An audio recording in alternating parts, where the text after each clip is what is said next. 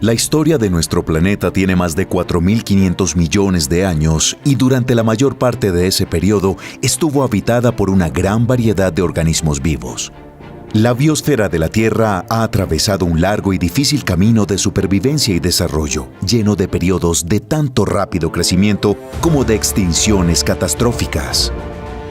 Pero a pesar de todas las pruebas, la vida no desapareció de la faz de la Tierra y por el contrario se convirtió en una fuerza separada capaz de cambiar la faz de la Tierra.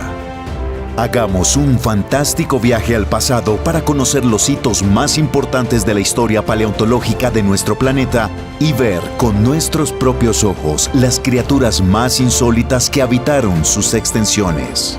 En primer lugar, iremos al Eón Arcaico, la era habitada más antigua de la historia de la Tierra, para averiguar quiénes habitaron nuestro planeta en ese tiempo misterioso.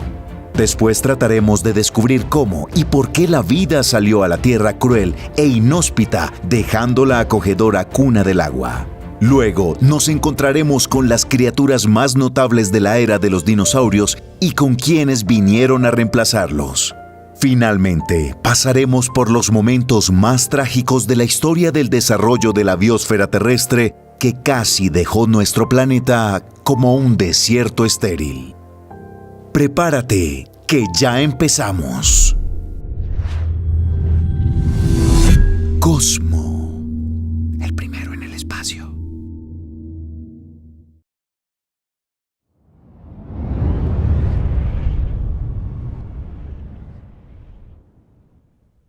De hecho, durante la mayor parte de la historia, la Tierra parecía un lugar bastante poco amigable. Realicemos un viaje mental hacia el Eón Arcaico, la era más antigua marcada por la presencia de vida. Comenzó hace 4.000 millones de años y duró unos 1.500 millones de años. La joven Tierra acababa de sobrevivir a un segundo bombardeo intenso. Varios miles de toneladas de restos de roca procedentes de la formación del sistema solar se precipitaron sobre el planeta, aplastando la fina corteza basáltica apenas formada en la superficie del magma fundido. Sin embargo, la joven Tierra se volvió a enfriar y se cubrió de litosfera primaria y 1.000 millones de años después apareció la primera vida. La Tierra en esa época tenía una superficie relativamente lisa. Las placas tectónicas, es decir, los cuerpos rocosos que al chocar crean altas crestas montañosas, simplemente no existían en esa época. Tampoco había diversidad de rocas en la Tierra primitiva. Los bancos de minerales y rocas estaban en las primeras etapas de formación. La mayor parte de la corteza terrestre estaba formada por basalto, una roca formada por magma que en esencia es lava sólida. La atmósfera arcaica casi no contenía oxígeno y la concentración de nitrógeno era considerablemente menor que la actual. La Tierra estaba envuelta en una densa mezcla de vapor de agua y dióxido de carbono con un alto porcentaje de óxidos de azufre, fósforo y otros elementos químicos activos. El Sol era entonces mucho más tenue que ahora. Según algunas estimaciones, su luminosidad era incluso un 30% menor que la actual. Por eso, nuestro planeta era un lugar bastante oscuro. La Luna todavía se encontraba muy cerca de ella, por lo que un día duraba apenas unas 10 horas y las mareas alcanzaron alturas de varias decenas hasta los 300 metros. A medida que nuestro planeta se fue enfriando, el agua de la atmósfera se condensó derramando abundante lluvia. Al principio, se acumulaban en forma de pequeños charcos de agua en las tierras bajas. El agua que contenía era ácida, salada y muy caliente, hasta el punto de ebullición. Su composición era en muchos aspectos similar a la de los geysers modernos. Paradójicamente se trataba de un entorno a primera vista hostil, pero que proporcionaba un caldo de cultivo para la vida primitiva. Naturalmente, los primeros organismos eran anaerobios. La atmósfera aún no contenía el oxígeno que estamos acostumbrados a respirar, por lo que los primeros seres vivos utilizaron otras formas de producir energía. Los microorganismos que habitaban la Tierra en el Eón Arcaico aún no podían nadar. Necesitaban un sustrato para sobrevivir. Por lo tanto, la biosfera de esa época era una fina película viscosa, no más gruesa que 1 milímetro, en el fondo de una zona costera de océanos ácidos y calientes. La profundidad máxima a la que llegaba esa zona bajo el agua no superaba los 20 metros. La densa atmósfera simplemente no permitía que la luz solar penetrara a mayor profundidad. Las bacterias quimiosintetizadoras vivían cerca de las bocas de los volcanes submarinos, pero no necesitaban luz. Obtenían su energía de las reacciones químicas de los compuestos de azufre y hierro. La Tierra se estaba enfriando, el nivel de los océanos subía, la atmósfera se hacía más fina y el Sol aumentaba gradualmente de tamaño. La anchura de la zona costera disponible para la vida se amplió gradualmente. A finales del Eón Arcaico, la biosfera era una estrecha franja a lo largo de las costas, así como las islas aisladas en las profundidades del océano, cerca de volcanes activos. Sin embargo, toda la masa terrestre, los ríos y el vasto océano abierto seguían sin vida. Si un explorador hubiera aterrizado en la Tierra en esa época, la única evidencia de vida visible a simple vista habrían sido los estromatolitos. Estas formaciones calcáreas sedimentarias fueron creadas por antiguos microorganismos y pueden alcanzar varios metros de altura. Había otro problema en esa época. Las cantidades de reactivos eran insuficientes y eso impedía enormemente la evolución de la vida. La evolución aún no había producido carroñeros, organismos que se alimentaban de carne muerta. Así, bajo la influencia de la gravedad y las corrientes marinas, las criaturas muertas se acumularon en cavidades del fondo marino. Cientos de millones de años después, estas acumulaciones fueron procesadas por la naturaleza en lo que ahora son campos petrolíferos. Hace unos 3.500 millones de años surgieron criaturas que iban a cambiar la Tierra hasta hacerla irreconocible. Algunas bacterias consiguieron realizar la fotosíntesis con producción de oxígeno. 1.000 millones de años después, en los límites entre el Eón Arcaico y el Eón Proterozoico, su evolución provocó la extinción más global de la historia del planeta.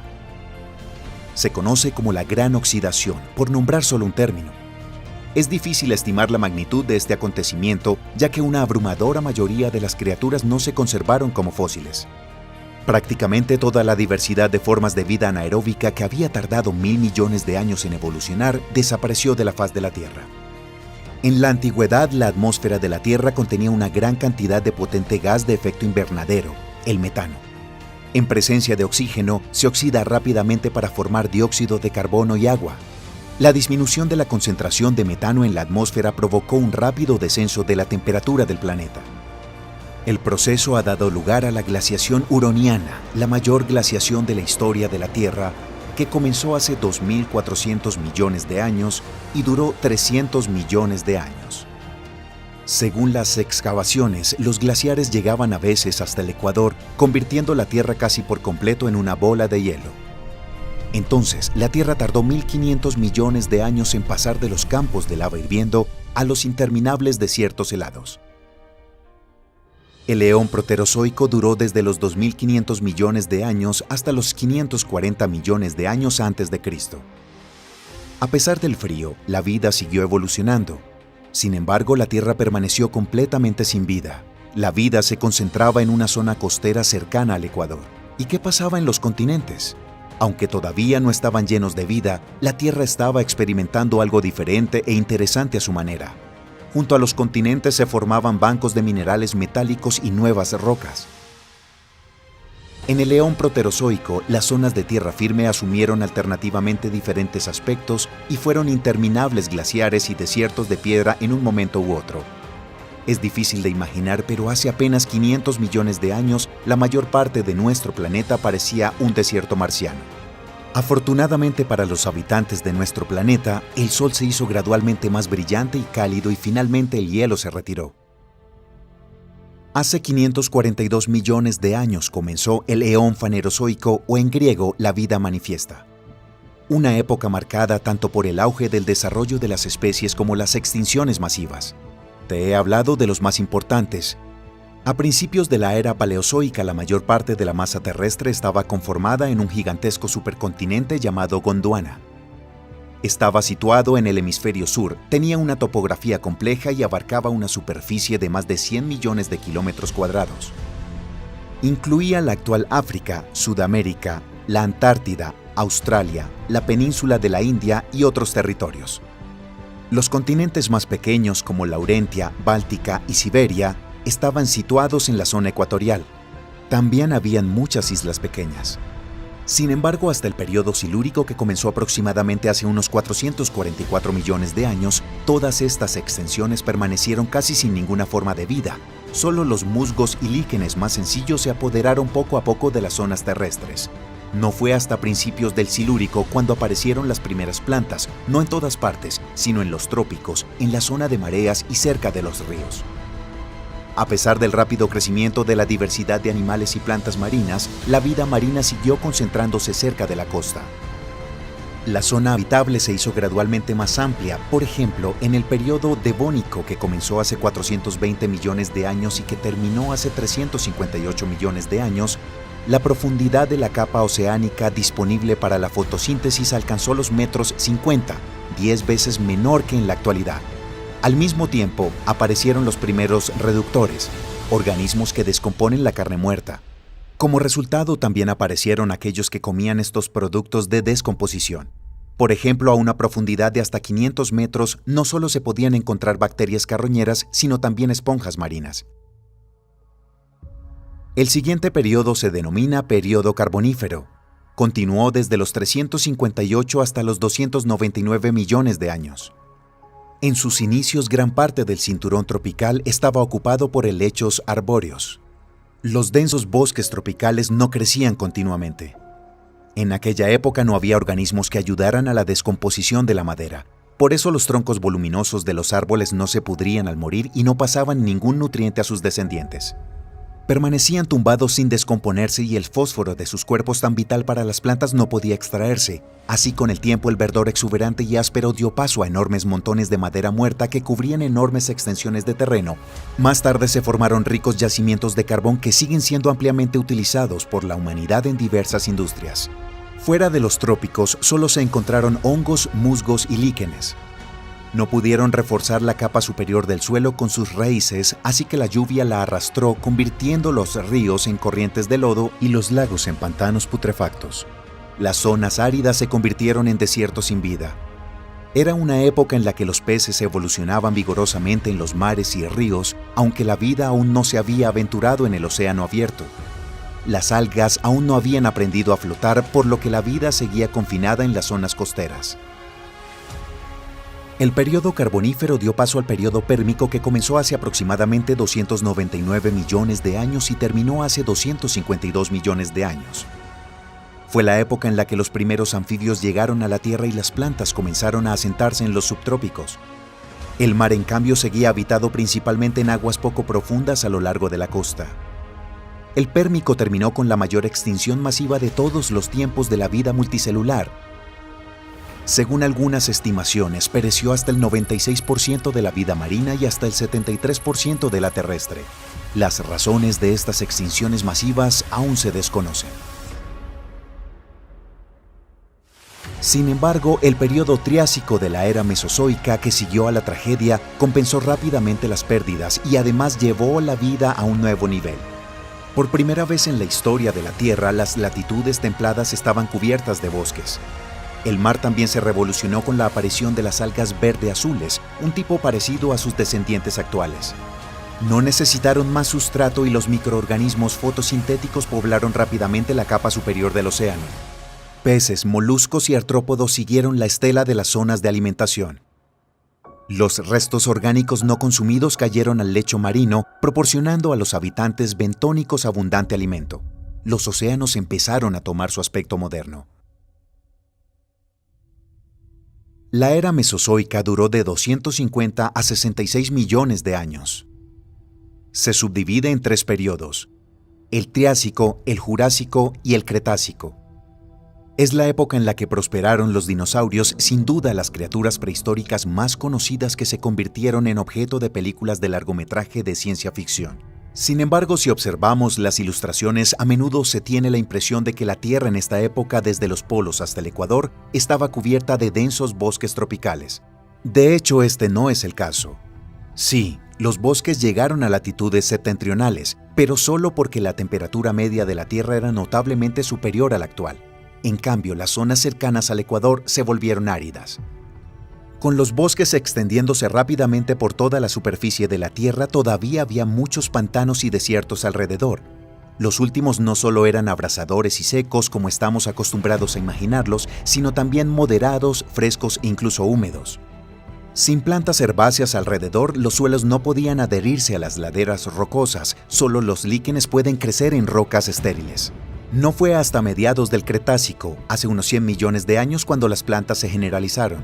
Curiosamente, las primeras plantas fueron árboles y solo hacia el final del Cretácico surgieron plantas similares a las hierbas modernas. En comparación con un roble poderoso o una secuoya gigante, la hierba normal parece insignificante, pero es capaz de algo que no hacen los gigantes de los árboles. Al mezclar sus diminutas raíces en el suelo, ayudan a formar el césped duro. Esto no solo hace que el suelo sea más duro y evita que se desprenda o se erosione, sino que también se encarga de eliminar el exceso de agua, dejando que se evapore y acumulando el agua cuando falta. Al emerger, las plantas herbáceas convirtieron los desiertos en estepas, praderas y sabanas, los pantanos en praderas inundables y las zonas de permafrost en tundra y estepa de tundra. Cuando el Cretácico estaba llegando a su fin, la Tierra había empezado a parecerse a la actual. Solo le faltaba un toque importante: los mamíferos. Este tipo de animales existió durante mucho tiempo, pero las criaturas no estuvieron muy extendidas hasta el final de la era mesozoica. Hasta la actualidad no se sabe con certeza qué causó la extinción de los dinosaurios. Los culpables son un meteorito gigante, el enfriamiento global y otras causas. En cualquier caso, los lagartos gigantes desaparecieron, dejando paso a los mamíferos. En 66 millones de años han pasado de ser pequeños marsupiales a convertirse en grandes ballenas, salvajes tigres, resistentes camellos y divertidos murciélagos. Al final, la evolución condujo a la aparición de una especie única, el único ser vivo que no se adapta a la naturaleza, sino que la cambia. Una criatura que extrae carbón formado por los árboles muertos hace millones de años para calentar con ella su hogar. Una criatura que extermina a otras especies con fines de lucro o por capricho. Una criatura que en pos de sus objetivos convierte vastas extensiones en zonas inhabitables. Este es el Homo sapiens, o el hombre.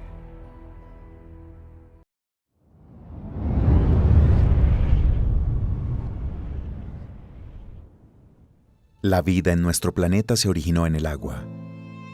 Esta suposición se encuentra en el corazón de la teoría moderna de la biogénesis y está prácticamente fuera de toda duda en la comunidad científica, ya que es el agua en su forma líquida la que proporciona las condiciones óptimas para la aparición y el desarrollo de la vida.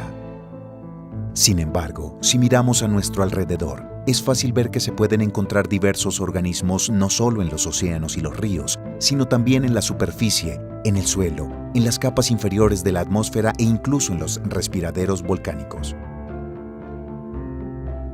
¿Cuándo y por qué la vida abandonó el acogedor océano y comenzó a explorar el duro páramo terrestre? Intentemos averiguarlo. Hasta el final del eón proterozoico, toda la vida en la Tierra se concentraba exclusivamente en los océanos. A lo largo de ese periodo prehistórico, la parte sólida, la superficie del planeta, se cubrió alternativamente, primero de gigantescos casquetes polares y después de extensiones estériles y sin vida, similares a los paisajes marcianos y viceversa. El Ediacárico, el último periodo proterozoico, comenzó hace aproximadamente 635 millones de años y duró 94 millones de años. La Tierra no era un lugar muy acogedor en aquella época. Los humanos modernos se habrían desmayado con bastante rapidez por asfixia si hubieran estado expuestos a las condiciones de la época, ya que la concentración de oxígeno era la mitad de la actual. Los paisajes del periodo Ediacárico eran vastos desiertos y montañas rocosas, desprovistos del más mínimo indicio de vida. Al mismo tiempo, el océano costero estaba relativamente poblado por criaturas muy inusuales, completamente distintas a cualquier criatura viviente. En su mayoría eran de cuerpo blando e inmóvil y se alimentaban de partículas nutritivas que flotaban en el agua. Es de suponer que estos organismos no tenían músculos, ni un sistema nervioso elaborado, ni un caparazón duro. Todas estas adaptaciones simplemente no eran necesarias para la supervivencia, ya que los depredadores eran prácticamente inexistentes en esa época. No aparecieron hasta el final del periodo Ediacárico y ocuparon inmediatamente una posición dominante en el antiguo océano. La caza activa resultó ser una estrategia de supervivencia muy eficaz, ya que los habitantes bentónicos, inmóviles y de cuerpo blando, no podían huir del enemigo ni defenderse ni siquiera esconderse.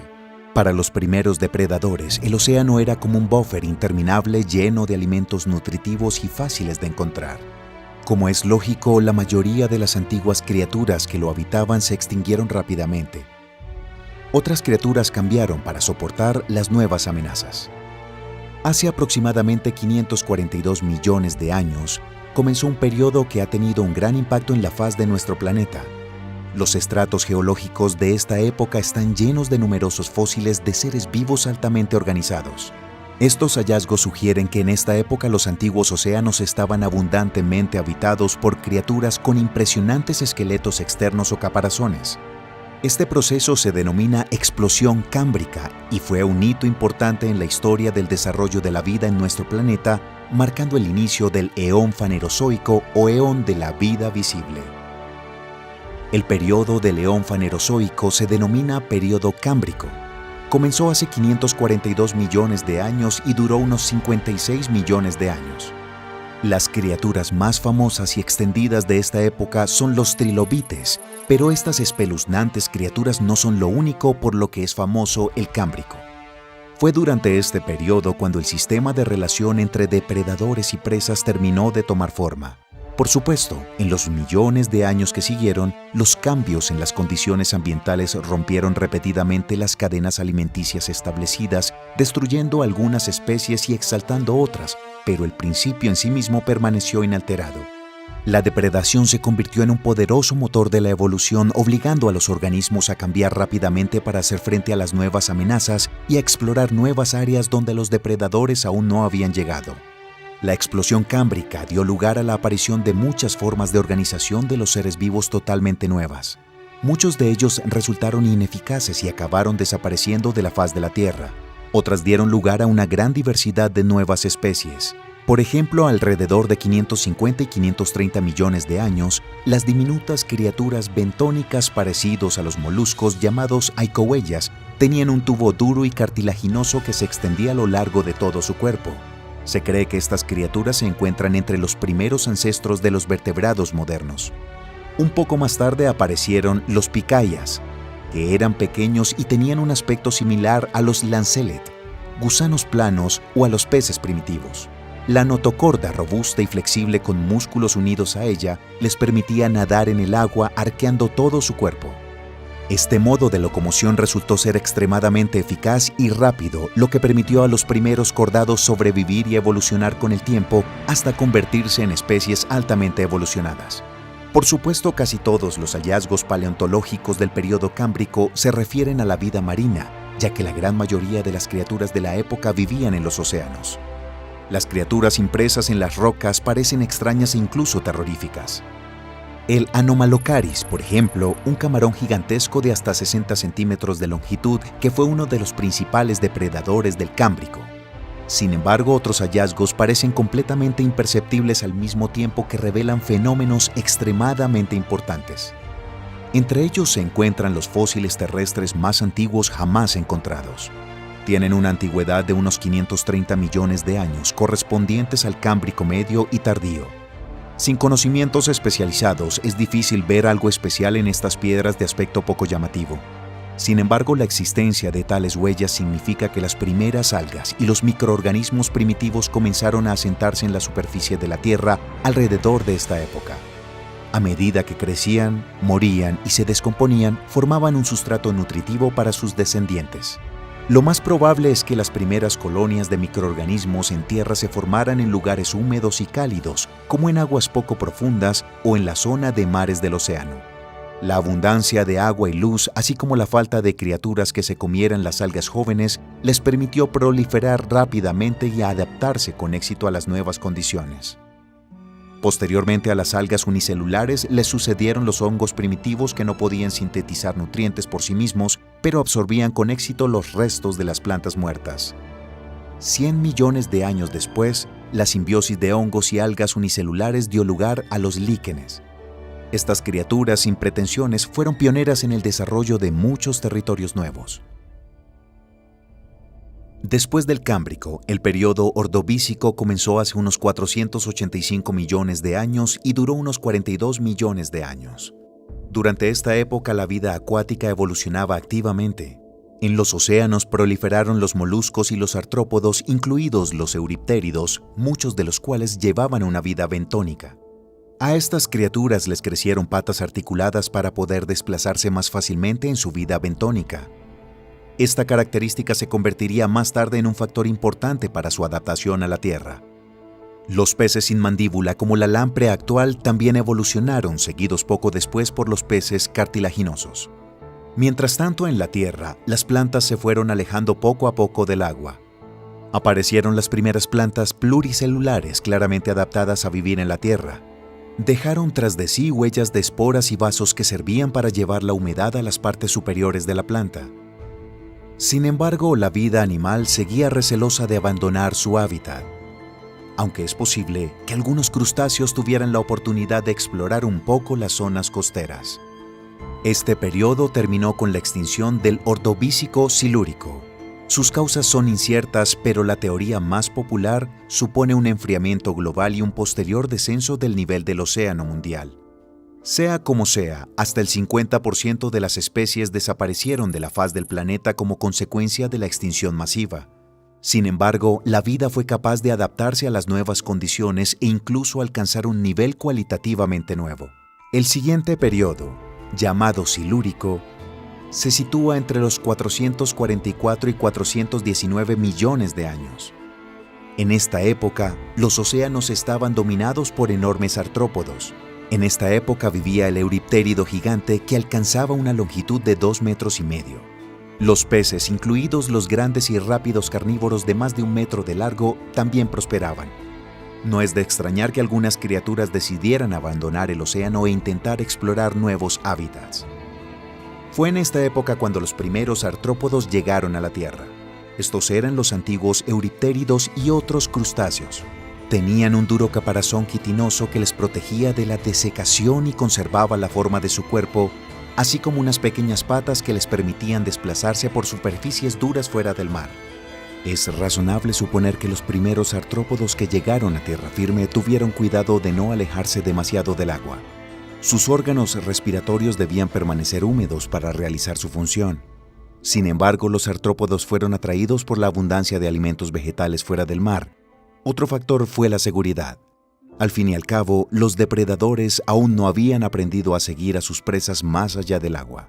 Poco a poco, los conquistadores terrestres se adaptaron a las nuevas condiciones e hicieron la transición final a un estilo de vida terrestre, evolucionando hacia una increíble diversidad de insectos, arácnidos y otras clases de criaturas.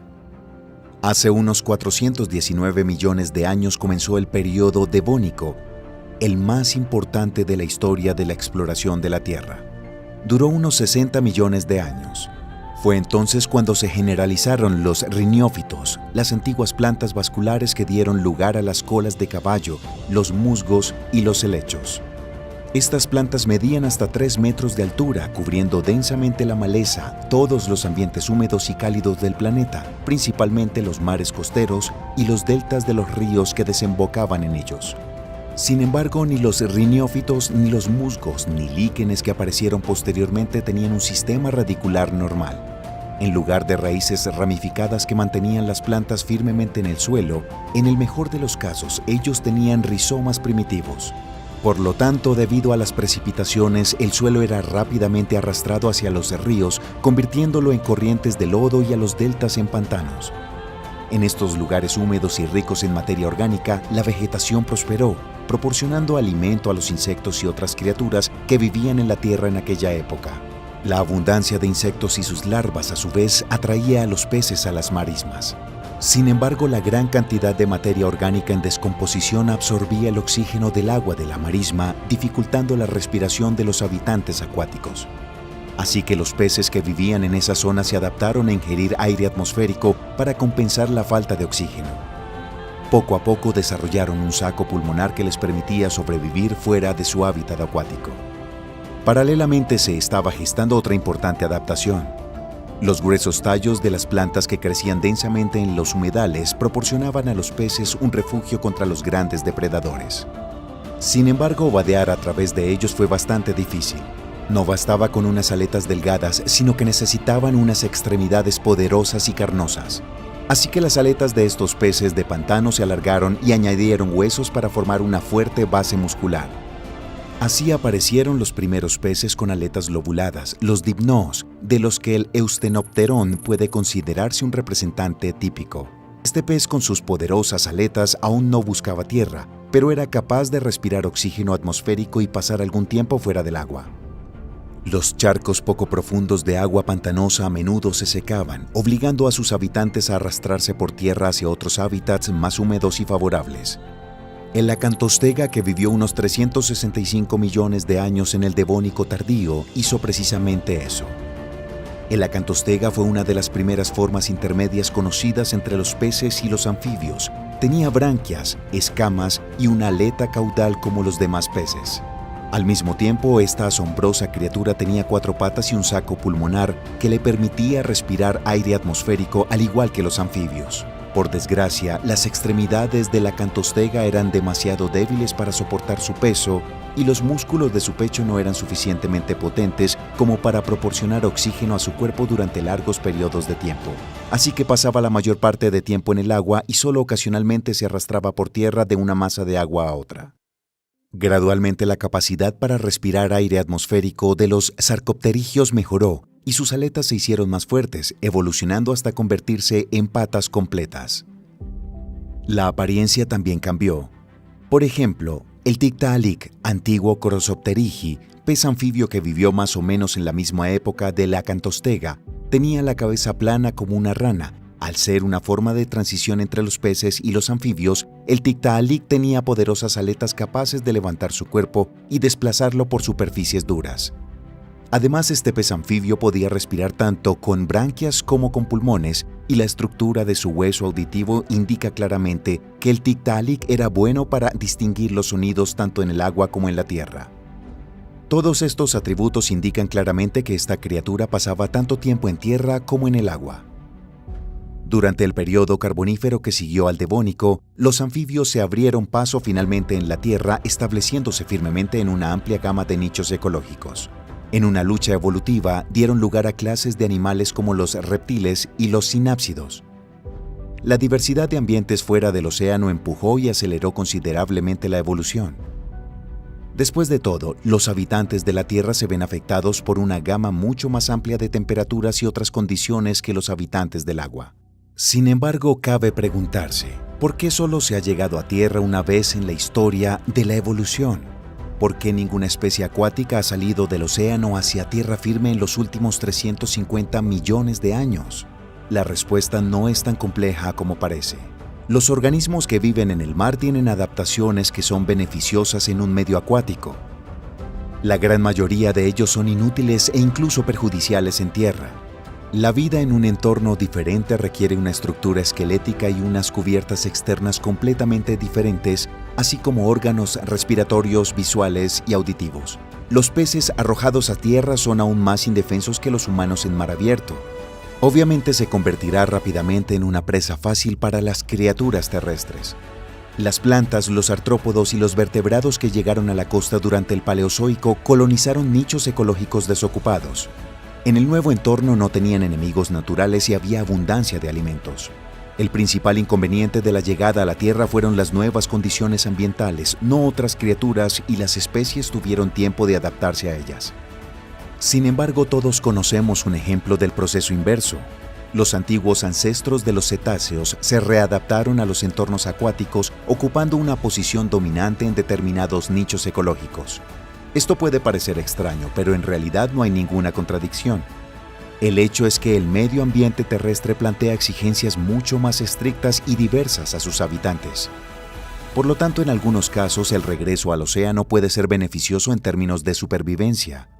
Las ballenas, los delfines y otros animales acuáticos secundarios de los océanos, mares y ríos son una excelente prueba de que la evolución no es un proceso irreversible. Y si es ventajoso retroceder en determinadas condiciones, lo hará.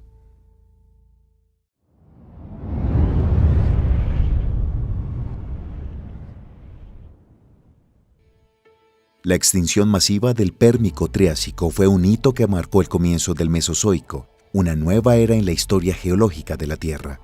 Comenzó hace unos 252 millones de años y duró unos 186 millones de años. Fue una época en la que nuestro planeta estaba cambiando activamente, adquiriendo gradualmente un aspecto moderno. El proceso tectónico más importante de esta era fue la división del supercontinente Pangea, primero a dos grandes masas de tierra conocidas como Laurasia y Gondwana, y luego a los continentes a los que estamos acostumbrados. El surgimiento de muchos territorios aislados separados por mares y estrechos creó las condiciones para el surgimiento de ecosistemas independientes y dio impulso al desarrollo de nuevas adaptaciones evolutivas. En términos de clima, el Mesozoico en promedio fue la era más cálida para la vida multicelular. En toda su longitud, incluso en las regiones polares, no había una capa de hielo estable. Sin embargo, la temperatura descendía periódicamente, lo que obligaba a la flora y fauna a adaptarse a las nuevas condiciones. La era mesozoica se divide en 3 periodos, el primero de los cuales se llama Triásico. Comenzó hace unos 252 millones de años y duró unos 51 millones de años. En ese momento, procesos profundos en las entrañas de la Tierra acababan de comenzar a dividir Pangea, de modo que durante casi todo el periodo este supercontinente permaneció intacto. En el Triásico, los montes Urales completó su formación, una de las cordilleras más antiguas que han sobrevivido hasta el día de hoy. En ese momento, estas eran montañas jóvenes y relativamente altas. El clima de este periodo fue relativamente seco y cálido, lo que provocó la formación de muchos desiertos y una disminución en el área de cuerpos de aguas continentales. Durante la mayor parte del Triásico, el contenido de oxígeno en el aire era de alrededor del 10 al 15%. Sin embargo, hace unos 215 millones de años, su nivel saltó al 19%. Las razones de este fenómeno no se conocen con certeza, pero se supone que puede estar asociado con la evolución y distribución de algunas especies de plantas acuáticas o terrestres. La gran parte de la masa vegetal en este momento estaba formada por helechos de semillas ancestrales. Sin embargo, gradualmente comenzaron a ser reemplazados por grupos más progresivos. Por ejemplo, entre ellos se encontraban cícadas, ginkgo y coníferas antiguas. Muchos de estos grupos han sobrevivido hasta el día de hoy, sin embargo, han perdido significativamente en diversidad. Mientras tanto, la vida marina evolucionó a lo largo de su propio camino. Los océanos que se vaciaron después de la catástrofe del Pérmico fueron colonizados gradualmente por tortugas y teleósteos, mientras que los primeros representantes del orden de los ictiosaurios ocuparon el nicho de los grandes depredadores. Posteriormente se convertirán en los reptiles más adaptados al medio acuático, pero en el Triásico estos animales aún eran bastante primitivos. Un ejemplo es Cymbospondylus, que vivió hace 240 a 210 millones de años. Este lagarto marino gigante alcanzaba una longitud de 6 a 10 metros y se alimentaba principalmente de pescado. Esta impresionante bestia tenía un cuerpo largo y estrecho, aproximadamente la mitad del cual estaba ocupado por una cola flexible. También tenía una cabeza grande y un hocico alargado y puntiagudo con muchos dientes pequeños y afilados. Las extremidades de Cymbospondylus parecían aletas, sin embargo, lo más probable es que las usara solo para estabilizar la posición del cuerpo en el espacio del agua. La estructura del esqueleto del lagarto sugiere que nadaba con movimientos ondulantes en todo su cuerpo y en general era bastante torpe. Los representantes más característicos de la fauna terrestre de esta época fueron los arcosaurios, los ancestros antiguos de los dinosaurios, los cocodrilomorfos y las aves, así como muchos otros grupos de animales. A mediados del periodo, los primeros dinosaurios emergieron de los antiguos arcosaurios, pero les esperaba una lucha larga y obstinada por la supervivencia. Solo al final del Triásico, después de un fuerte aumento de tamaño que coincidió con un aumento de la concentración de oxígeno en la atmósfera, los dinosaurios comenzaron a afirmar paso a paso su dominio en la biosfera terrestre. Las imágenes de lagartos terribles son familiares para casi todas las personas modernas. Sobre ellos se han rodado decenas de películas y se han escrito miles de libros. Al mismo tiempo, otros animales no menos importantes e interesantes de este periodo se desvanecen en su contexto. Por ejemplo, un animal pequeño, Oligocaifus, que vivió en el Triásico tardío hace unos 200 millones de años. Esta pequeña y ágil criatura pertenece a los sinodontos, animales antiguos que se diferenciaban de los mamíferos solo en unos pocos rasgos sutiles. Oligocaifus tenía un cuerpo delgado y flexible de unos 50 centímetros de largo, estaba cubierto de pelo y parecía una comadreja. Era un herbívoro y de sangre caliente muy extendido en lo que hoy es América del Norte, así como en Europa y China. Aunque no se sabe con certeza si los Oligocaifus tenían una bolsa en el vientre, la estructura de su esqueleto sugiere el tamaño extremadamente pequeño de los jóvenes, que es típico de los marsupiales modernos. Además de esto, es muy probable que estos animales alimenten a sus crías con leche. Además, se supone que el Oligocaifus cavó agujeros y estableció refugios en ellos y también cuidó a los jóvenes, lo que puede servir como evidencia de una inteligencia relativamente alta. Desafortunadamente, estos animales se extinguieron al comienzo del período Jurásico, presumiblemente debido a una reducción en el suministro de alimentos. Sin embargo, siguen siendo los animales más antiguos, más similares a los mamíferos modernos. El final del período Triásico estuvo marcado por una extinción masiva del Triásico-Jurásico. Muchas especies de anfibios, parte de arcosaurios y otros reptiles, así como muchos órdenes de plantas, desaparecieron de la faz de la Tierra. Las posibles causas del desastre incluyen la actividad volcánica, los cambios en el nivel de los océanos de nuestro mundo y el cambio climático abrupto. En cualquier caso, esta extinción liberó muchos nichos ecológicos, permitiendo a los dinosaurios fortalecer aún más su posición en la arena evolutiva de la Tierra. El siguiente periodo de la era mesozoica se llama Jurásico. Comenzó hace unos 201 millones de años y terminó hace unos 145 millones de años, por lo que duró unos 56 millones de años. Este fue el momento de cambios y transformaciones tectónicas a gran escala. Fue en el período Jurásico cuando el supercontinente Pangea finalmente se dividió en varias áreas terrestres separadas por mares poco profundos.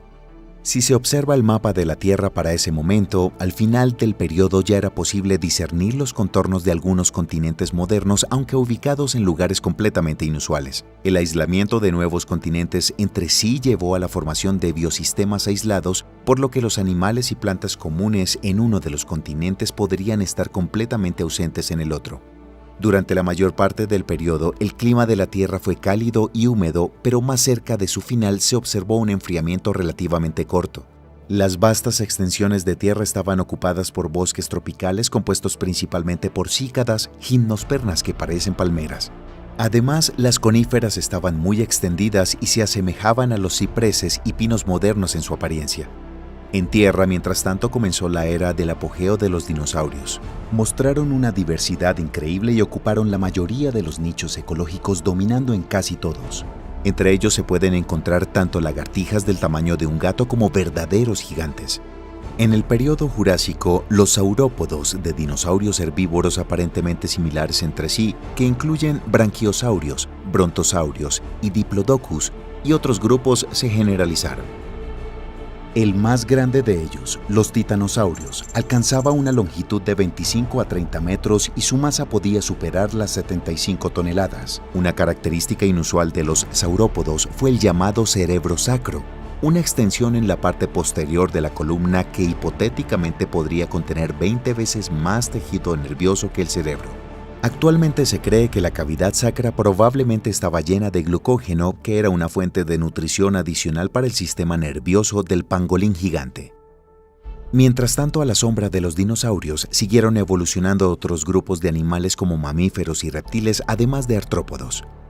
En los océanos, durante este periodo, los moluscos bivalvos, similares a los modernos, se extendieron ampliamente. Asimismo, una variedad de lagartos acuáticos se convirtieron en los depredadores dominantes ictiosaurios y pliosaurios. Al comparar el oftalmosaurio del Jurásico medio a tardío con el Symbospondylus más antiguo, puede ser difícil creer que estos animales estén relacionados. Antepasado: Symbospondylus. Existió hace 240 a 210 millones de años. Longitud: 6 a 10 metros. Cuerpo y cabeza alargados. Mal adaptado al medio acuático. Descendiente: Ophthalmosaurus. Existió hace 165 a 145 millones de años. Longitud: hasta 6 metros. Cuerpo aerodinámico, cola vertical. Bien adaptado al medio acuático. Este lagarto acuático tenía un cuerpo parecido a un delfín con una elegante y poderosa cola vertical en forma de media luna. Se supone que respiró aire atmosférico mientras que podría pasar unos 20 minutos bajo el agua, desarrollar una velocidad de más de 7 km por hora y sumergirse a una profundidad de unos 600 metros. La estructura de los dientes del oftalmosaurio permite concluir que su principal alimento eran los moluscos, entre ellos el calamar. Otra característica notable de la apariencia de este animal fueron sus ojos. Su diámetro era de unos 10 centímetros y un anillo de placas óseas los protegía del daño. Se supone que el oftalmosaurio veía bien en la oscuridad, lo que le permitía cazar a grandes profundidades donde los lagartos depredadores más grandes no nadaban. El último periodo de la era mesozoica se llama Cretácico. Comenzó hace 145 millones de años y duró unos 79 millones de años, convirtiéndose así en la etapa más larga del Mesozoico. La separación de los continentes continuó durante todo el Cretácico. India se separó de África y comenzó un movimiento pausado hacia Asia, cruzando gradualmente el Océano Índico. América del Sur también se separó y se trasladó hacia el oeste. Como resultado, al final del periodo, los contornos de África, Australia y Groenlandia, así como América del Norte y del Sur, comenzaron a parecerse a los modernos, mientras que Europa y Asia apenas comenzaban a adquirir sus fronteras. El clima del Cretácico fue relativamente fresco. En el periodo de hace 100 a 85 millones de años, la temperatura promedio aumentó levemente y luego comenzó nuevamente el enfriamiento que se prolongó hasta el final de la era. Fue en ese momento que vivieron los tiranosaurios y los triceratops, los dinosaurios más famosos y los símbolos reales del Mesozoico. Sin embargo, es mucho más importante el hecho de que las angiospermas se generalizaron en el periodo Cretácico, primero árboles y luego pastos. Al formar césped, fortalecieron la capa del suelo y la hicieron más fértil, y las semillas nutritivas se convirtieron en alimento para muchas especies. Este evento sirvió como un ímpetu evolutivo para un aumento en la diversidad de mamíferos y en menor medida de algunos dinosaurios herbívoros. Por lo tanto, a pesar del dominio total de los reptiles en todos los nichos ecológicos, los mamíferos continuaron desarrollándose. Su diversidad aumentó gradualmente y al final del periodo ya era posible distinguir grupos separados, por ejemplo, ungulados, insectívoros, carnívoros y primates. Uno de los mamíferos más grandes del periodo Cretácico fue el Repenomamus, que vivió hace unos 125 millones de años.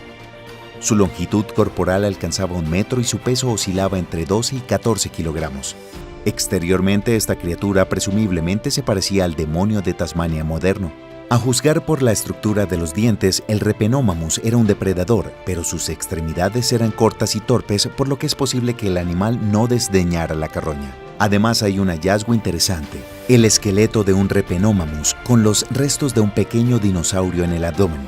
Puede servir como evidencia de que algunos mamíferos de este periodo pueden haber cazado especies de dinosaurios pequeños como Psittacosaurus y Archaeornithoides.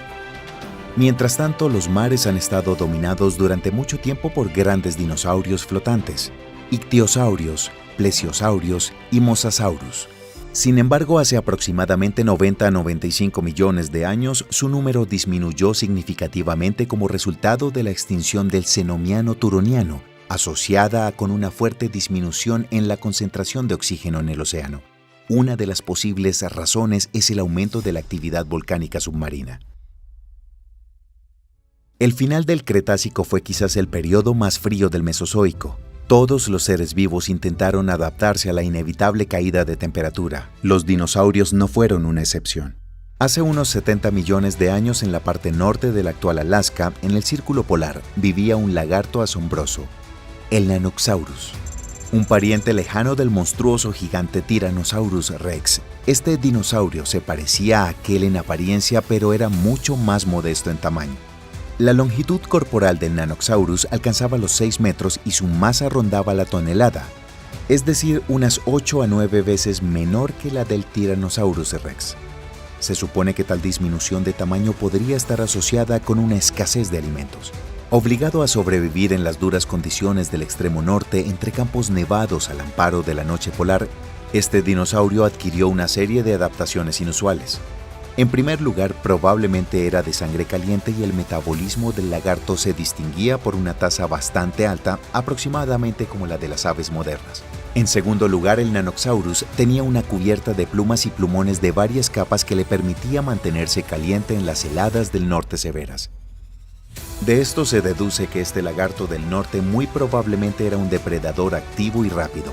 Sin embargo, en condiciones de noche polar, los métodos tradicionales de rastreo de presas no son tan efectivos, por lo que el Nanoxaurus probablemente tenía un sentido del olfato bien desarrollado y una visión nocturna sensible. Estas suposiciones se ven confirmadas por las características estructurales de su cráneo. Los veranos en las latitudes del norte eran cortos y frescos, por lo que los huevos necesitaban una afluencia adicional de calor para que se desarrollaran normalmente. Se supone que los Nanoxaurus, al igual que otros dinosaurios del norte, incubaron sus huevos y también se hicieron cargo de sus crías. El estudio de los restos encontrados muestra que esta especie tenía un volumen cerebral relativamente grande, lo que significa que potencialmente no era inferior en inteligencia a la mayoría de las aves modernas. Desafortunadamente, todas estas características no salvaron al Nanoxaurus de la extinción. Hace unos 66 millones de años, la extinción masiva del Cretácico Paleógeno acabó con todos los dinosaurios no aviares, lagartos marinos y pterosaurios, así como con muchas otras criaturas de la faz de la Tierra.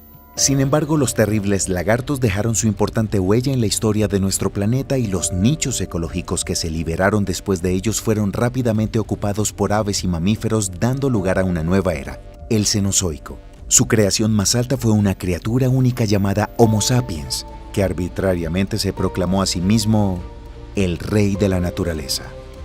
Su camino aún continúa y a dónde lo llevará, solo el tiempo lo dirá.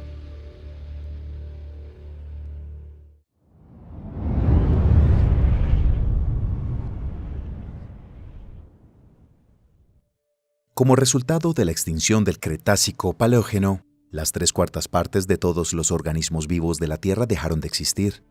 Casi todos los animales de más de 25 kilogramos murieron, incluidos casi todos los dinosaurios no voladores. Este trágico evento marcó el final del Mesozoico y el comienzo del Cenozoico, una era geológica que continúa hasta nuestros días. Se divide en 3 periodos desiguales que difieren significativamente tanto en el clima como en la diversidad de la biosfera. El primero y más largo de ellos se llama Paleógeno. Este comenzó hace unos 66 millones de años y duró 43 millones de años. Durante los primeros 10 millones de años del Paleógeno, la biosfera de la Tierra se estaba recuperando del golpe de la extinción masiva. Esta época se denomina Paleoceno. La muerte de un gran número de dinosaurios, así como de otros animales del período Cretácico, liberó una gran cantidad de nichos ecológicos que fueron inmediatamente ocupados por los nuevos amos del planeta, los mamíferos. En este tiempo la geografía de la Tierra era notablemente diferente a la que estamos acostumbrados. Si se observa un mapa se puede ver los contornos de los continentes actuales, pero estaban dispuestos de forma ligeramente diferente. América del Sur y del Norte estaban separadas por mares tropicales y el subcontinente indio acababa de iniciar su marcha hacia las costas de Asia.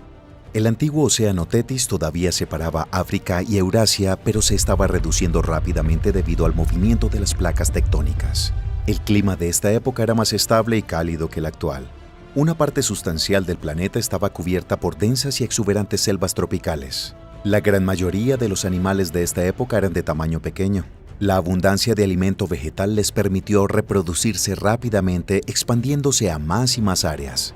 Fue entonces cuando aparecieron los ancestros más antiguos de la mayoría de los mamíferos actuales. Por ejemplo, los cálidos bosques del Paleoceno estaban habitados por miácidos, pequeños depredadores diestros similares a las martas. Se cree que ellos originaron una innumerable diversidad de mamíferos carnívoros modernos. Fue también en este tiempo cuando vivieron los arqueócetos, los ancestros más antiguos de las ballenas modernas, que en ese momento se parecían más a los hipopótamos. Todavía no se habían convertido a la vida acuática, pero ya habían dado el primer paso. Sus extremidades, órganos respiratorios y oído interno ya habían empezado a adaptarse a las largas inmersiones bajo el agua. La siguiente época en la historia de nuestro planeta fue el Eoceno. Comenzó hace unos 56 millones de años y duró algo más de 22 millones de años. Para este tiempo, los contornos de los continentes ya se habían acercado a los actuales. La India había llegado finalmente a las costas del sur de Asia y la colisión de las placas tectónicas comenzó a comprimir los estratos rocosos en gigantescos pliegues. Así surgió el Himalaya, actualmente el mayor sistema montañoso de nuestro planeta. Aunque algunos de los animales de la época se parecían a sus homólogos modernos, otros eran muy diferentes. Este fue el caso, por ejemplo, del Andrewsarchus. Fue uno de los mayores mamíferos carnívoros que nunca jamás han caminado sobre la Tierra. Su cráneo medía 84 centímetros de largo, aproximadamente una vez y media la del oso pardo, y se calcula que su mordedura era más potente que la de cualquier depredador terrestre moderno. Así lo demuestran las profundas depresiones del cráneo del Andrewsarchus, que servían de puntos de sujeción para los músculos de la mandíbula. La reconstrucción del esqueleto de este animal muestra que la longitud total del cuerpo del Andrewsarchus pudo haber superado los 4 metros y su peso pudo haber sido de hasta 1 tonelada. Es aún más sorprendente que este depredador gigante aparentemente pertenecía a los ungulados primitivos.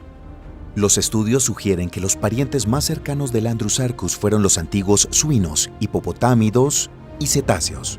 El estudio de los pocos fósiles del cráneo y los dientes muestra que lo más probable es que fuera un depredador omnívoro que no desdeñaba ni siquiera la carroña. Por desgracia, no se han encontrado muchos fósiles de esta notable criatura y los científicos siguen debatiendo sobre la estructura de su organismo, forma de vida y parentesco con otras familias de mamíferos.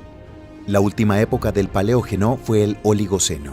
Se cree que comenzó hace 33.9 millones de años y terminó hace 23 millones de años, con una duración de 11 millones de años. Fue un tiempo de enfriamiento global.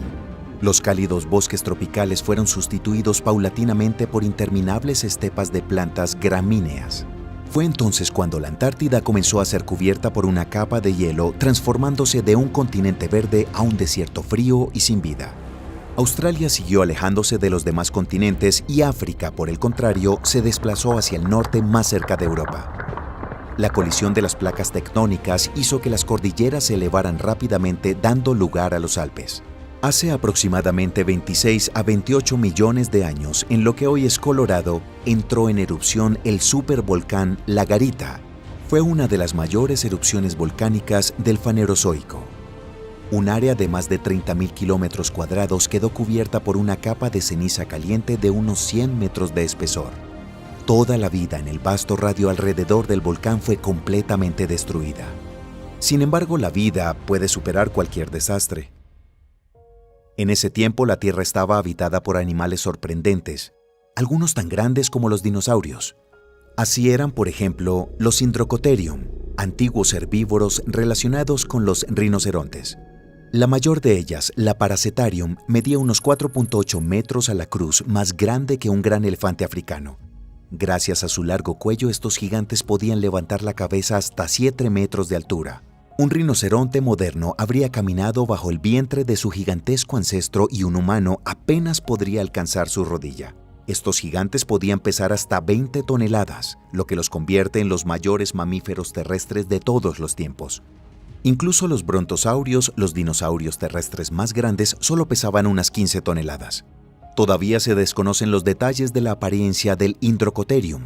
Desgraciadamente, hasta la fecha no se ha encontrado ni un solo esqueleto completo de estos sorprendentes animales, sino solo fragmentos pertenecientes a diferentes ejemplares. La mayoría de los científicos están de acuerdo en que, a pesar de su parentesco con los rinocerontes, los Indrocotherium no estaban equipados con un enorme cuerno, sino que podrían haber tenido una pequeña trompa como la de los tapires actuales. Esta adaptación les permitía recoger las suculentas y pulposas hojas de las copas de los árboles. Es probable que estos gigantes herbívoros vivieran en pequeños rebaños y llevaran un estilo de vida nómada, desplazándose siempre por el vasto territorio. Desgraciadamente, el Indrocotherium se extinguió por completo a finales del Oligoceno. Alrededor de esta época, los antiguos elefantes penetraron en la región de su hábitat, así como los grandes depredadores carnívoros, Yaenodon y Anficiónidos, también conocidos como perros oso. Se especula que la llegada de nuevos herbívoros grandes pudo haber alterado el equilibrio natural, colocando a los Indrocotherium en una feroz competencia por el alimento. El hambre y las amenazas de los nuevos habitantes de las estepas asiáticas llevaron poco a poco a los gigantes herbívoros a su completa extinción. Además, entre 37.2 millones y 28.4 millones de años atrás, los grandes carnívoros, los entelodones, vivían en abundancia en la Tierra. Se han encontrado fósiles de estas criaturas en toda Eurasia. Aunque los artiodáctilos, los entelodones, se parecían a los cerdos salvajes en apariencia, pero evolutivamente estaban más cerca de los hipopótamos o incluso de los cetáceos. Estos animales medían hasta 2 metros de altura y pesaban más de 1 tonelada. La cabeza, de 1 metro de largo, tenía una enorme boca tachonada de un rico conjunto de dientes, incisivos afilados y largos colmillos, así como molares anchos y planos. Lo más probable es que los entelodones fueran criaturas omnívoras con tendencia a la depredación. A pesar de su tamaño, eran capaces de desarrollar una velocidad bastante elevada si era necesario, por lo que escapar de un monstruo así no era fácil. Un jabalí salvaje del tamaño de un gran toro que prefiere alimentarse de carne suponía una seria amenaza para cualquier habitante de la Tierra de la época. No es de extrañar, por tanto, que los entelodones hayan luchado con éxito por su supervivencia durante tanto tiempo. El siguiente periodo de la historia de la Tierra fue el Neógeno.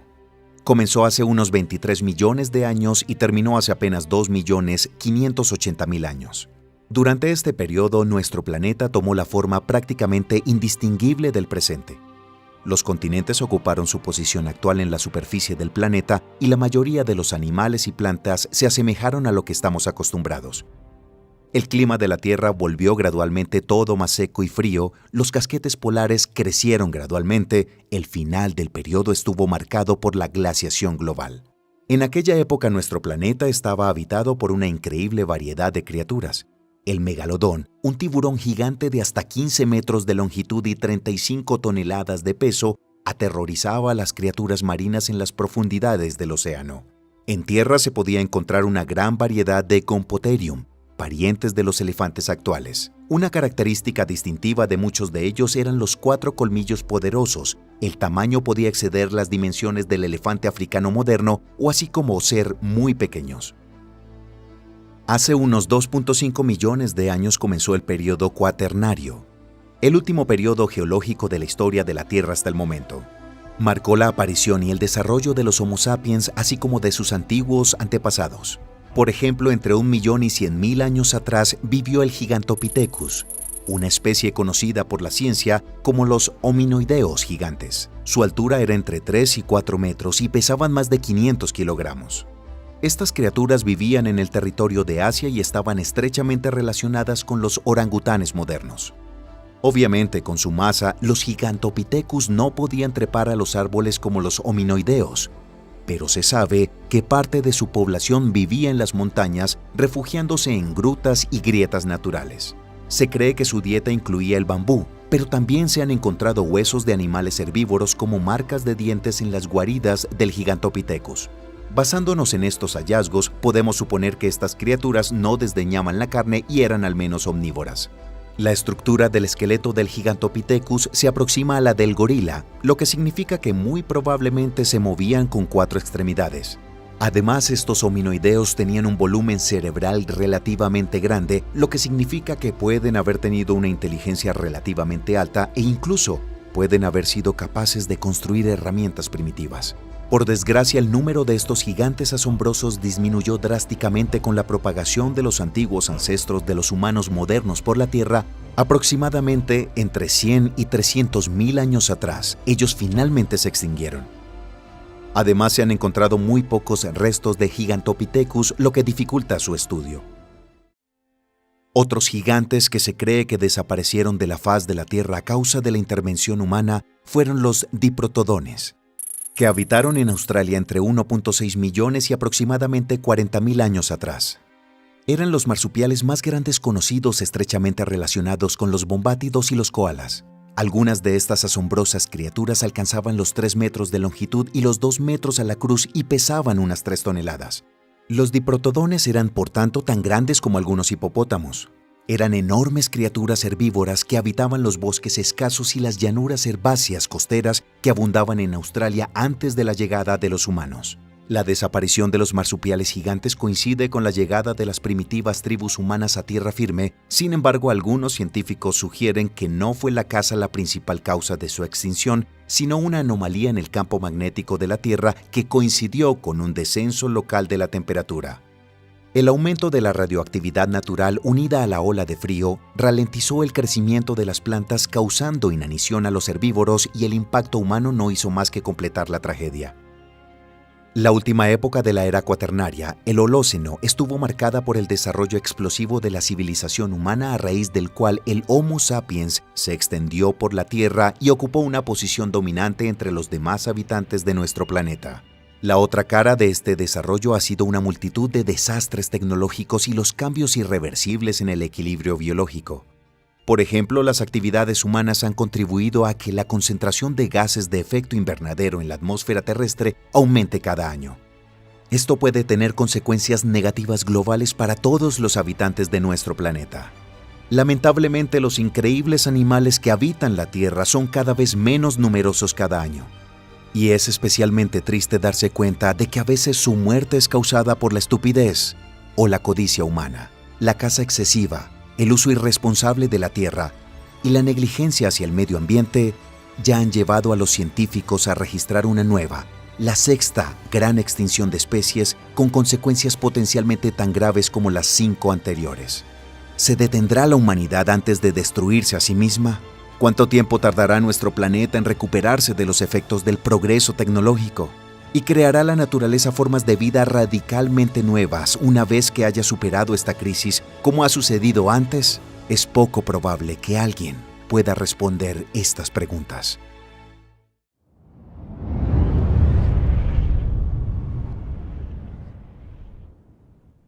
La evolución de la vida en la Tierra no ha sido sencilla. Han habido periodos de mayor diversidad y periodos de extinción casi total. Estas conclusiones se desprenden del análisis de los depósitos fósiles encontrados en las excavaciones paleontológicas. En los últimos 540 millones de años, se han producido 5 grandes extinciones y unas 20 extinciones más pequeñas. Sin embargo, la crisis más global de la biosfera de nuestro planeta se produjo muchos años antes, hace unos 2100 millones de años. Se cree que las primeras formas de vida en la Tierra aparecieron bastante pronto, hace unos 4000 millones de años, es decir, unos 400 millones de años después de que la superficie del planeta fuera relativamente habitable. La Tierra en aquella época no parecía muy acogedora. Rocas estériles, nubes densas, frecuentes tormentas y terremotos, y una atmósfera sin oxígeno, compuesta principalmente por nitrógeno, metano y dióxido de carbono. Esta fue la época de los microorganismos primitivos, las arqueas y las bacterias, que en su gran mayoría utilizaban la fotosíntesis anoxigénica, es decir, un tipo de fotosíntesis que no produce oxígeno. Además, se cree que han existido muchas formas intermedias que no pueden asignarse con un grado satisfactorio de certeza a una forma exclusiva a objetos vivos o no vivos. Hace unos 2700 millones de años surgió la fotosíntesis oxigénica, es decir, una forma de fotosíntesis que sí produce oxígeno, tal y como la conocemos. La gran mayoría de las plantas y las algas unicelulares siguen utilizándola. Los organismos anaeróbicos no pueden vivir en un entorno rico en oxígeno, por eso las antiguas algas utilizaban el oxígeno como arma. Lo liberaban como subproducto de su actividad vital y este residuo mataba a sus competidores. De este modo, las algas no solo protegían su territorio, sino que se extendían más allá de cubrir zonas más amplias en las cuales habitar. En los primeros tiempos, el oxígeno se consumía en la oxidación de las rocas donde vivían las colonias aeróbicas. Esto llevó a la formación de bolsas de oxígeno, pequeñas áreas de minerales oxidados. Poco a poco, el oxígeno comenzó a acumularse en la atmósfera al oxidar el metano, el azufre y los compuestos de hierro. Los organismos anaerobios, incapaces de existir en un medio oxigenado, se extinguieron sobreviviendo solo en bolsas subterráneas privadas de oxígeno. La biosfera se volvió del revés, por así decirlo. Los organismos que emiten oxígeno se generalizaron, mientras que los antiguos anfitriones del planeta se limitaron a unas pocas zonas aisladas. La proliferación de nuevos organismos provocó una disminución de gases como el metano y el dióxido de carbono en la atmósfera terrestre. El primero se oxida para formar agua y eventualmente dióxido de carbono, mientras que el segundo se liga activamente en la fotosíntesis. Todo ello redujo el efecto invernadero y ha enfriado la superficie de la Tierra. La llamada glaciación huroniana comenzó aproximadamente hace 2100 millones de años y duró unos 300 millones de años antes de que un aumento de la luminosidad del Sol y los desplazamientos tectónicos calentaran la Tierra. Fue una época de evolución extremadamente lenta de los organismos unicelulares, complicada por las prolongadas glaciaciones masivas. Este período se ha ganado un gran número de apodos, como el evento de la gran oxidación o de la gran oxigenación, la catástrofe del oxígeno y la crisis del oxígeno, por nombrar solo algunos. Aunque no fue realmente rápido, este evento fue definitivamente a gran escala y global. Prácticamente toda la biodiversidad del período sin oxígeno fue eliminada y la evolución se vio muy obstaculizada por la glaciación global durante unos 1000 millones de años. Sin embargo, después surgió un método de nutrición más eficiente desde el punto de vista energético. La era fanerozoica, a veces llamada época de la vida manifiesta, fue peculiar por la vigorosa evolución de las especies multicelulares y comenzó aproximadamente hace unos 540 millones de años y continúa hasta nuestros días. Muchas criaturas de esa época tenían un aspecto totalmente fantástico y diferente a todo lo que conocemos hoy en día. Sin embargo, hace unos 450 millones de años, la rápida evolución de la vida se vio bruscamente interrumpida por un factor desconocido. Entre las posibles causas figuran una explosión cósmica de rayos gamma, la actividad volcánica e incluso la caída de un gran cuerpo celeste. En cualquier caso, entre el 25% y el 50% de todos los seres vivos se extinguieron durante 7 millones de años. Este acontecimiento, denominado extinción ordovícico-silúrico, afectó duramente a los trilobites, los moluscos y algunos otros invertebrados marinos de ese periodo. El Paleozoico tardío que siguió esta extinción estuvo marcado por un rápido desarrollo de la vegetación terrestre. También fue la época en la que aparecieron los primeros anfibios y reptiles. Los peces evolucionaron activamente, se volvieron dominantes en todos los ambientes de agua dulce y salada. Hace aproximadamente 372 millones de años comenzó la llamada extinción devónica. Se produjo en varias etapas que fueron seguidas alternativamente por periodos comparativamente pacíficos. Puede que fueran pacíficos, pero aún así la tasa de extinción de especies fue superior a la media. La razón más probable de esta extinción fue la siguiente: las plantas terrestres de la época tenían unas raíces largas y potentes que les permitían extraer los nutrientes del suelo a mucha más profundidad que antes.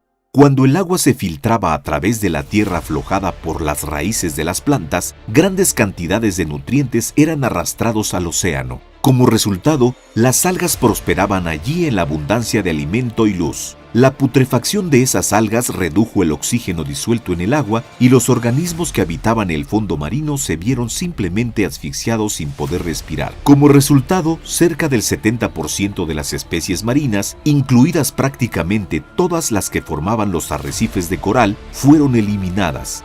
Esto provocó cambios globales e irreversibles en la biosfera oceánica. Muchos géneros y familias desaparecieron por completo y el espacio vacante ha sido ocupado por otros.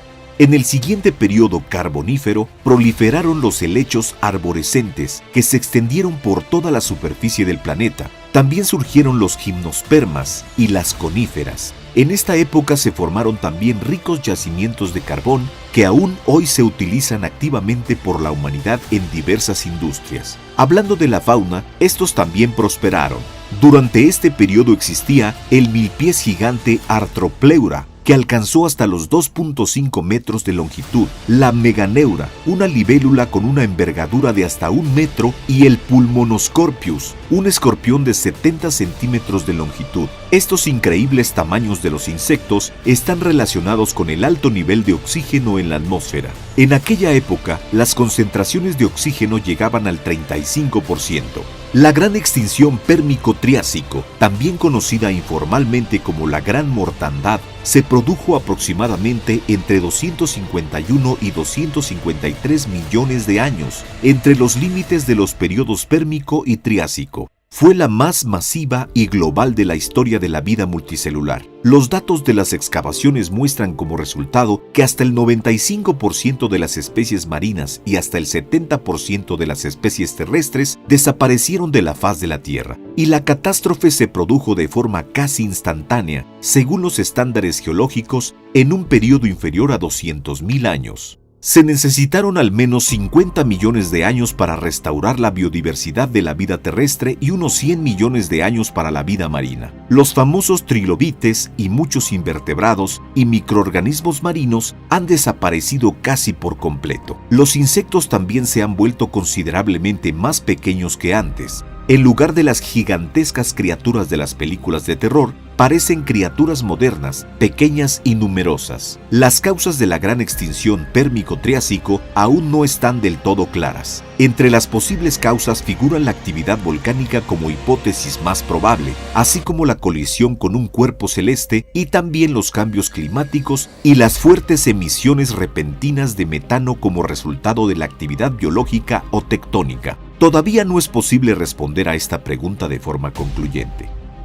Tras la gran extinción Pérmico-Triásico, el período Triásico se caracterizó por el auge de la vida vertebrada. Fue entonces cuando aparecieron los arcosaurios, antiguos lagartos que dieron lugar a los cocodrilos y a los dinosaurios. En el Triásico también aparecieron los primeros mamíferos, aunque no estaban muy extendidos en esa época. Alrededor de los 200 millones de años comenzó la extinción del Triásico, duró unos 100.000 años y marcó el límite entre los periodos Triásico y Jurásico. Aproximadamente la mitad de las especies que se sabe que vivían en la Tierra en esa época fueron víctimas de ese evento de extinción. Entre ellos se encontraban diversos reptiles y anfibios, cuya extinción despejó nichos ecológicos y permitió a los dinosaurios dominar el planeta durante los siguientes 130 millones de años. Por cierto, también se desconocen las razones de la extinción del Triásico y ninguna de las hipótesis planteadas hasta ahora es suficientemente concluyente.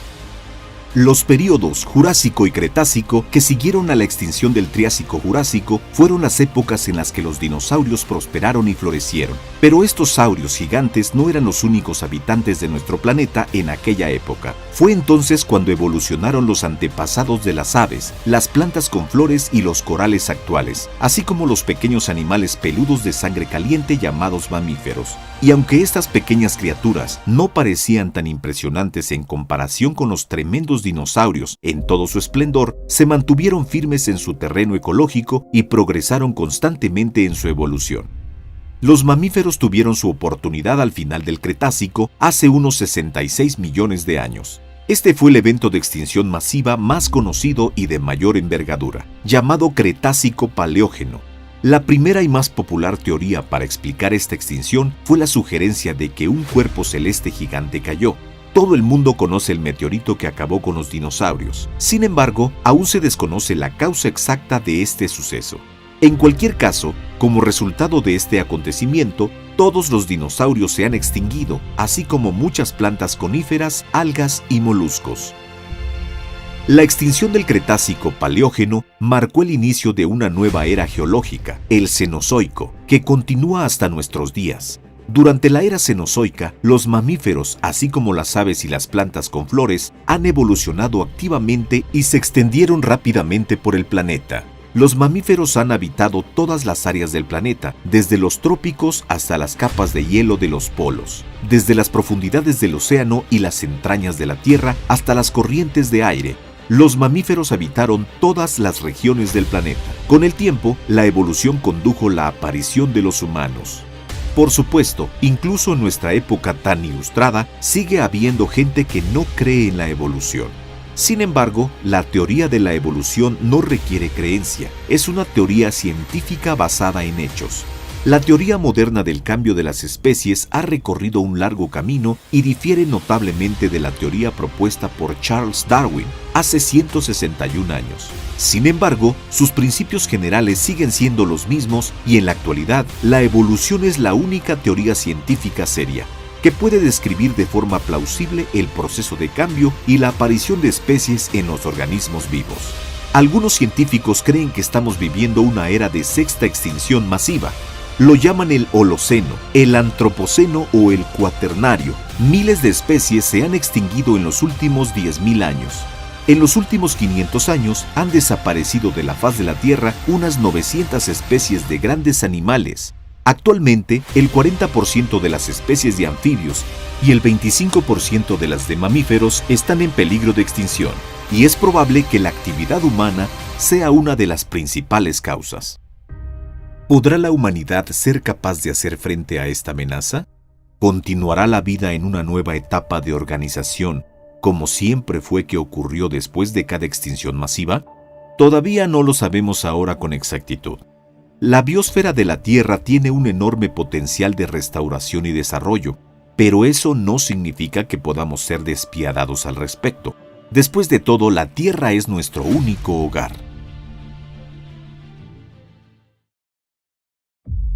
La historia de la vida en la Tierra aún no ha terminado. En este momento hay una lucha interminable por la supervivencia y no podemos predecir cómo se verá nuestro planeta dentro de cientos de millones de años.